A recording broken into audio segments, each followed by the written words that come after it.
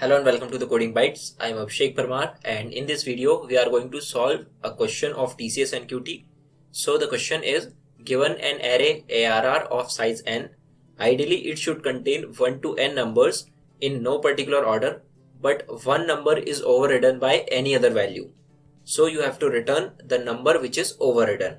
For example, as you can see in the sample input, first input is the size of array, and then after this the n number of elements are the elements of the array and they are in no particular order. That means they are not in sorted order, and you will have to find a number which is overridden by a number which is not between 1 to n. For example, in this case, if the size of array is 5 and the array elements are 5 to 103, and in this array if you see 4 is missing and 100 is present in the place of 4, so the output should be 4. Now before directly moving to the solution, we will first see the process to solve this question.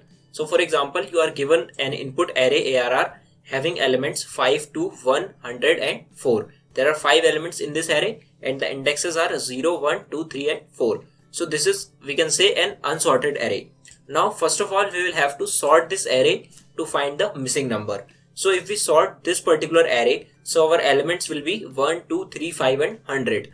Now in this particular array, 4 is a number which is missing. So the output should be 4. Now how will you identify which number is missing? So for that we have a simple algorithm. So first of all, we will move to the 0th index and we will check if the difference between the element at 0th index and the index I, which is 0, is 1. Then we will have to do nothing. But if the difference is not 1, for example in the 3rd index, if we calculate the difference between 5 and 3, so the difference is not equals to 1. So here we can directly say that our missing element is I plus 1, and here I is 3, so 3 plus 1 will give us 4, which is our missing element. So we will follow this process to find the missing number in an array. So first of all, we will see the solution in C language and then we will see the solution in Java and Python as well. So in C language, first of all we will see the solution. So as you can see, we are given a code which is this code written in main, and we will have to write our code in this particular method or function which is overridden. And in this function we have two arguments. The first argument is an array and the second argument is n, which is size of array. So we will have to write our logic here. So here I have implemented the logic that we have just discussed now, and in this logic, first of all, I have taken a variable overridden element which will be the output of this particular code, or you can say the value which will be returned from this function. And after this I have taken a variable I which will help us to iterate over the array in the loop. And after taking these two variables, first of all I am using a sorting algorithm which is basically a bubble sort algorithm to sort the elements present in this array. And after sorting this array, in this for loop I am simply finding the overridden number which is going to be the output of this code. So I will not explain the sorting algorithm because it is very common to use bubble sort. So I will directly move to this loop. Now in this loop we are starting from 0th index and our I will iterate till the second last element in the array, and I is incrementing by 1 after each iteration. And in this for loop we have a condition if ARR of I minus 1 not equals to 1. So if the difference between the element at ith index and I is not equals to 1, then the break statement will be executed and we will directly come out of this loop. So this condition will check whether the difference between the element which is present at ith index and I is not equals to 1. If this condition is true, then break will be executed and we will come out of this for loop. And once we come out of this for loop, so we will take I plus 1 in overridden element, and after this we will return overridden element. So the control will move to main and then the value of overridden element will be displayed on the screen. So now we will execute this code and see the output. So here I am giving the input 5, which is size of array, and after this I will enter the elements of the array which are 5, 2, 1, 100 and 3. So as you can see, for this input we are getting output 4. That means our program is working correctly. So now we will see the solution in Java. So here as you can see, we are given this code which is already written, and we will have to implement the method overridden.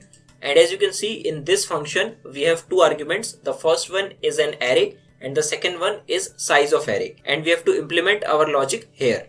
Now I've already implemented the logic, so I will explain this. So first of all, for sorting the array, I'm using a predefined method sort, and after this our array will be sorted. Now after sorting the array, the next thing is to find the element which is missing in the array. So for that I'm using a for loop here, and in this for loop our I is initialized with value 0 and it will iterate till I is less than n minus 1, and after each iteration I will be incremented by 1. And inside this we have a condition if ARR of I minus I not equals to 1, and we will come to this line. So because of this, I plus 1 will be returned from this function and the control will move to this line, and after this the value of overridden element will be displayed on the screen. So now let's run this program and see the output. So here I am giving the size of array as 5 and the elements as 5, 2, 1, 100 and 3. So as you can see, for this input we are getting 4. That means our program is working correctly. So now let's see the solution in Python. So in Python you are given this piece of code and you have to implement your logic in the overridden method. So I've implemented the logic here. So in the third line I have written arr.sort. So this will basically sort the array or list, you can say in Python, and after this we have a for loop. So this for loop will basically find the missing element in the array. Now first of all we are checking if ARR of I minus 1 not equals to 1.